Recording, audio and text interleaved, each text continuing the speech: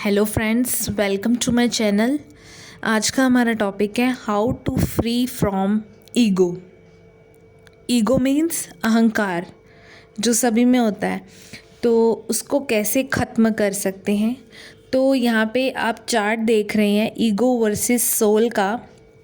इसे हम समझने की कोशिश करेंगे और अगर इसे हम अच्छी तरह से समझ लेते हैं तो हम ईगो को अच्छी तरीके से अपनी लाइफ से निकाल सकते हैं। ठीक है, तो यहाँ पे मैं आपको समझाऊंगी। ठीक है, ego seeks to serve itself और दूसरी साइड पे है soul seeks to serve others. इसका मतलब ये है, पहले हम ईगो की बात करेंगे फिर सोल। ईगो चाहती है कि मैं सिर्फ अपने आप को ही सर्व करूं और दूसरी तरफ सोल चाहती है कि मैं दूसरों को भी सर्व करूं। मैं अपने आप तो करूं ही करूं, पर साथ में मैं दूसरों को भी सर्व करूं। ठीक है, जैसे कोई भी जैसे हम एग्जांपल के साथ समझाती हूँ। कोई भी बंदा जॉब करता है या बिजनेस करता है, कुछ भी अपना उसका प्रोफेशन है, उसमें जो उसको सैलरी मिलती है वो सिर्फ अपने लिए ही खर्च करेगा। अपने लिए, चलो अपने लिए तो सभी करते हैं, वो किसी दूसरे को नहीं सर्व करेगा। वो ये नहीं, उसमें ना दूसरों को सर्व करने की भावना नहीं होगी। वो सिर्फ यही कहेगा कि मैं अच्छे कपड़े पहनूं, अच्छा खाना खाऊं, दूसरे खाए या ना खाए उसको कोई मतलब नहीं होता। ठीक है, तो उसको सिर्फ यही होगा कि मैं अपनी कमाई अपने पे ही खर्च करूं। और सोल जो होती है ना, वो बहुत प्योर होती है। वो आत्मा, सोल को हम आत्मा कहते हैं ना, तो आत्मा जो होती है परमात्मा का एक छोटा सा अंश होती है। आत्मा चाहती है कि अगर मुझे खुशी मिली है तो मैं अपनी कमाई में से, अपनी सैलरी में से अगर थोड़े से किसी को, गरीब बच्चों को दान भी दे देती हूँ, क्योंकि गरीब बच्चों में भी वही आत्मा बसती है जो अमीर बच्चों में होती है। तो सोल क्या होती है, वो कहती है कि मैं अपनी कमाई से 50-100 जो भी है, जितने भी आप कर सकते हो, वो चाहती है कि मैं इसको दान में दूँ। वो दूसरों को सर्व करती है। इसे हम कहते हैं फॉर्म में आना। कुछ लोग जो होते हैं ईगो में होते हैं, कुछ लोग सोल की फॉर्म में होते हैं। तो इसका ये है। और दूसरा है ईगो सीक्स आउटवर्ड रिकॉग्निशन। मतलब ईगो जो है वो सिर्फ बाहरी जो है पहचान को देखती है। जैसे मैं अच्छा लगूं, मैं अच्छी दिखूं, लोग मेरे बारे में क्या सोचते हैं, मेरे पास पैसा हो, मेरे पास ये हो, बस ये बाहरी चीज़ें देखती है सिर्फ। उसे अपने अंदर जो सोल है उससे कोई मतलब नहीं होता। इन दी अदर हैंड, सोल की बात करें तो सोल सीक्स इनर ऑथेंटिसिटी। ठीक है, तो जो सोल होती है वो अपने अंदर, इनर मीन्स अपने अंदर, अंदर ऑथेंटिसिटी को देखती है। इसमें ऑथेंटिसिटी का मतलब होता है, ऑथेंटिसिटी का मतलब होता है रियल। जो रियल होता है। अब आपने देखा ही होगा कि कुछ लोग बाहर से और होते हैं, अंदर से और होते हैं। मतलब बाहर से अपने आप को दिखाएंगे कि हम बहुत अच्छे हैं, बट अंदर से उनका दिल उतना ही काला होता है। तो सोल जो होती है ना, जो रियल सोल की बात मैं कर रही हूँ, वो अपने अंदर भी अच्छी होती है और बाहर भी अच्छी होती है। और जो ईगो होती है वो सिर्फ यही होता है कि मैं बाहर से अच्छा दिखूं, अंदर से वो काली होती है। काला का मतलब ये होता है इसके जो है वो सिर्फ अपने बारे में ही सोचती है। तो ये है। अगला थर्ड पॉइंट है ego views life as a competition. Ego life को कंपटीशन देखती है। आपने देखा ही होगा कि लाइफ जो है वो जो ज़्यादा कहते हैं ना कि नहीं, मुझे इस लाइफ टाइम में सक्सेस चाहिए, मुझे ये चाहे मैं गलत काम करके ही क्यों ना करूं, चाहे किसी का मैं कत्ल करूं, चोरी करूं, पर मैंने सक्सेस तो होना ही होना है। तो वो लाइफ को एज ए कंपटीशन देखते हैं। को ये होता है बस कि मैं जो है अच्छे तरीके से कमा लूँ, चाहे गलत तरीके से कमाऊँ, पर वो देखते हैं कि यस पैसा ही सब कुछ है वगैरह। ठीक है, उसके बाद है soul views life as a gift.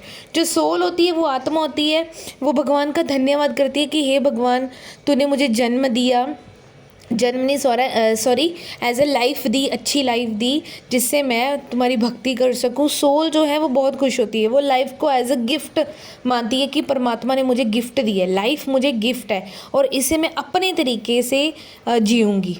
Soul ये चाहती है कि मैं अपने तरीके से जीऊँगी, बट अहंकार जो है होता है ना, वो लाइफ को एज ए कंपटीशन मांगता है कि सब लोग आगे बढ़ रहे हैं और मैं क्यों नहीं बढ़ रहा, इसलिए मैं गलत तरीके चाहे मैं गलत तरीके अपनाऊं, बट मैंने लाइफ में सक्सेस होना ही होना है।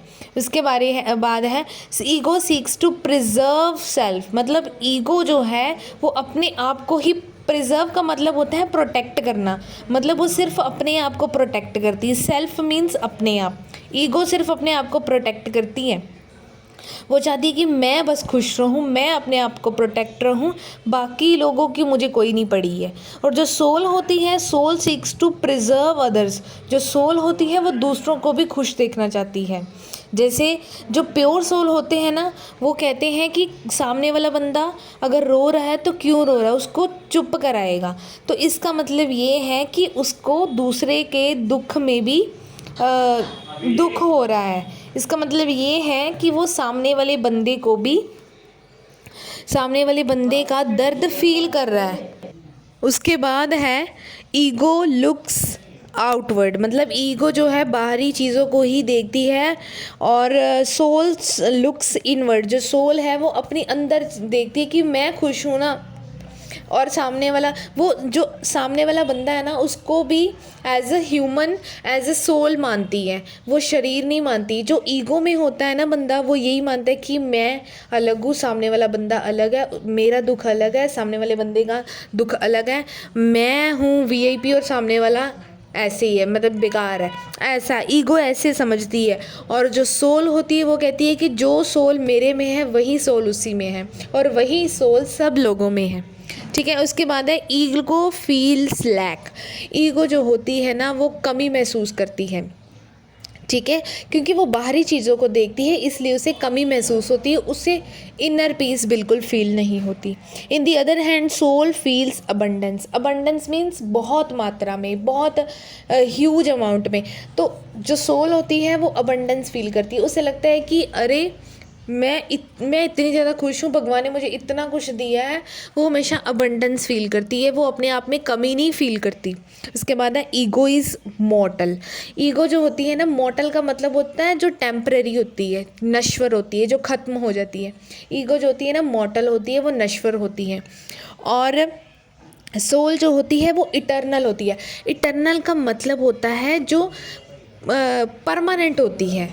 ठीक है, सोल परमानेंट होती है। जो आपने देखा ही होगा, गीता में भी लिखा है, आपने पढ़ा ही होगा कि जो सोल है उसे ना काटा जा सकता है ना मारा जा सकता है। जो सोल होती है वो अमर ही हो जाती है। हम जब मरते हैं तो हमारी आत्मा नहीं मरती, हमारा सिर्फ शरीर ही मरता है। आत्मा फिर से दोबारा जन्म लेती है और तब तक जन्म लेती रहती है जब तक हमारे कर्म जो है वो कंप्लीट नहीं होते। उसके बाद है ego is drawn to lust, ego जो है वो हमें लस्ट की ओर लेके जाती है। लस्ट मीन्स आप किसी भी कह सकते हो, वासना, कोई भी डिज़ायर। जैसे ईगो होती है कि जैसे इंसान का बहुत अच्छा बिजनेस चल रहा है, वो चाहता है कि मैं इसे और ग्रो करूँ। वो ग्रो तो कर लेगा पर सामने वाले बंदे को कह देगा कि मैं अच्छा खासा कमा रहा हूँ पर तू नहीं कमा रहा, तुझ में कैपेबिलिटी नहीं है। ये होती है ईगो, यही सर्वनाश का कारण होती है। आप अच्छा कमा रहे हो, अच्छी बात है, बट सामने वाले बंदे को अगर आप ये कह रहे हो कि आप में ये बात नहीं है, आप ये नहीं कर सकते, आप वो नहीं कर सकते, दैट मीन्स कि आप में अहंकार आ गया। और जहाँ पे अहंकार आता है ना, सीरियसली वहाँ पे सर्वनाश का कारण होता ही होता है। उसके बाद है soul is drawn to love, जो सोल होती है वो हमें लव की ओर खींचती है। जो सोल होती है ना वो बहुत प्योर होती है, वो हमें प्यार की ओर लेके जाती है, हमें लस्ट की ओर नहीं लेके जाती है, हमें वासना और जो है इच्छाओं की ओर नहीं लेके जाती, वो हमें भगवान के प्यार की ओर ले जाती है। या फिर किसी व्यक्ति से भी आप कह सकते हो कि सोल जो होती है वो सबको प्यार करती है, सब में वननेस जो होता है ना, वननेस की फॉर्म वो उसमें देखती है। उसके बाद है ईगो सीक्स विजडम, विजडम का मतलब होता है ज्ञान, विजडम का मतलब होता है ज्ञान। जैसे सोल ईगो जो होती है वो ज्ञान चाहती है। जहाँ पे अहंकार होता है ना वहाँ पे ज्ञान नहीं होता, और जहाँ पे ज्ञान होता है वहाँ पे अहंकार नहीं होता। इसलिए जो अहंकार होता है, अहंकार जिसको होता है उसमें ज्ञान नहीं होता, वो ज्ञान को चाहता है। और in the other hand soul is wisdom. Soul जो होती है ना वो खुद ही ज्ञान की मूर्ति होती है। सोल को सब कुछ पता होता है। सोल को ये भी पता होता है कि मेरी लाइफ में क्या होने वाला है, अब क्या होगा। जो अपनी आत्मा के ऊपर, मैं सच बता रही हूँ, जो अपनी आत्मा के ऊपर काम करता है ना उसको सब पता होता है कि लाइफ में क्या होगा मेरे साथ, आगे क्या होने वाला है। ठीक है। आगे उसके बाद ego enjoys the prize. Ego जो होती है ना वो प्राइज़ को इन्जॉय करती है, गिफ्ट को इन्जॉय करती है कि मुझे प्राइज़ मिल जाए, मैं ये कंपटीशन जीत जाऊं और बाकी भाड़ में जाए, बट मैं जीत जाऊं बस और मुझे प्राइज़ मिल जाए। Soul enjoys the journey. Soul जो होती है वो अपनी जो जर्नी है उसको इन्जॉय करती है। Ego is cause to pain. Ego का लास्ट में ये होता है कि उसे बहुत दर्द झेलना पड़ता है। वो लास्ट में ईगो के कारण से ही, अहंकार के कारण से ही उसको बहुत दर्द झेलना पड़ता है। जैसे रावण को ही देख लो, रावण के पास सब कुछ था बट अहंकार के कारण ही जो है सब कुछ उसका ख़त्म हो गया। ठीक है। उसके बाद है soul is cause of healing. Soul जो होती है ना वो हीलिंग का कारण होती है। ठीक है। इसीलिए हमें सोल के ऊपर ज़्यादा काम करना चाहिए। उसके बाद है ego seeks to be filled. मतलब ईगो चाहती है कि मैं अपने अंदर फुलफिल करूं। सीक्स मतलब चाहना। ठीक है। ईगो चाहती है कि मैं अपने अंदर फुलफिल करूं बट वो फुलफिल नहीं होती है, इसीलिए तो चाहती है। But soul is eternal wholeness. Soul जो होती है, जिस बंदे ने अपनी आत्मा के ऊपर काम किया होता है वो इटर्नल होलनेस में होता है, वो अपने आप में कंप्लीट फील करता है। उसको फिर ये नहीं फ़र्क पड़ता कि सामने वाला बंदा मेरे बारे में क्या सोच रहा है, या फिर सामने वाला बंदा जो है क्या कर रहा है, या फिर मैं ऐसे कर रही हूँ, या फिर ये जो मैं काम कर रही हूँ वो लोग क्या सोचेंगे, उसका उससे कोई फ़र्क नहीं पड़ता। इनफैक्ट ये भी नहीं फ़र्क पड़ता कि उसके लाइफ में क्या हो रहा है, अप एंड डाउन्स, कुछ फ़र्क नहीं पड़ता। मतलब उसको अपने अंदर ही परमात्मा ने, जिसने अपनी आत्मा को जगाया है ना, परमात्मा उसके अंदर इतनी होलनेस, इतना फुलफिलमेंट फील करते हैं। उसके जो 5 विकार होते हैं उसे तो नष्ट करते ही करते हैं। और फुलफिल का मतलब होता है जो अपने आप में कंप्लीट फील करता है, जो परमानंद की स्थिति होती है ना वो सोल फील करती है। ठीक है। उसके बाद है last, ego is me. Ego कहती है कि मैं ही मैं हूँ, मैं जो कर रहा हूँ मैं हूँ। बस ये मैंने बिज़नेस खड़ा कर दिया, ये मैंने बंगला खड़ा कर दिया, ये मैंने वो कर दिया। और in the other hand soul जो कहती है, वो सोल कहती है कि सोल इज़ वीक, कि मैंने नहीं किया, हम सब ने मिल के किया है।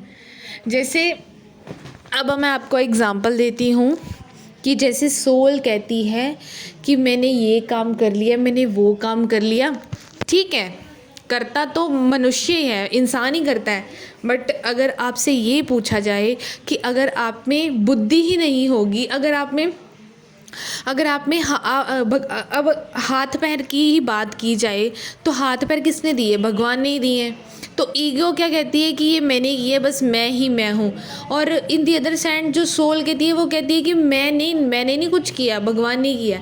अगर हम बात करें कि अपने श्वासों, हमारे जो श्वास चलते हैं, ब्रीदिंग जो होती है हमारी, श्वास हम करते हैं, वो भी भगवान ने हमें एज ए गिफ्ट दी हुई है। तो सोल क्या करती है कि अपने शरीर को, अपने श्वासों को एज ए गिफ्ट मानती है। वो मानती है कि भगवान ने मुझे गिफ्ट दिया है। बट सोल कहती है कि नहीं, ये सब तो मेरा ही है। ईगो कहती है कि नहीं, ये सब तो मेरा ही है, ये तो मेरा है, मैं लेके आया था। बस यही फ़र्क है। ईगो चाहती है कि मैं ही मैं हूँ, और जो सोल होती है कि वो अब सबको जोड़ती है। वो सभी जो बंदे हैं उनकी आत्माओं को कहती है हम सब एक हैं, हम सभी में एक ही आत्मा जो है परमात्मा की वो बसती है। जैसे अगर मैं आपको एग्जांपल दे देती हूँ कि हमारे जो गुरु नानक देव जी हैं उन्होंने भी 13 का यूज़ किया था, 13 शब्द का यूज़ किया था। 13 का मतलब है कि भगवान गुरु नानक देव जी हैं वो भगवान को ये कह रहे हैं कि भगवान तूने ही मुझे सब कुछ दिया है, मतलब मेरा मुझ में कुछ नहीं, जो सब कुछ है वो तेरा। इसका मतलब ये है कि मेरा कुछ है ही नहीं, मैं तो कुछ लेके ही नहीं आया संसार में, मेरा तो शरीर भी नहीं है, तो मैं किस बात का अहंकार करूं, सोल ये कहती है। ठीक है, थैंक यू दोस्तों।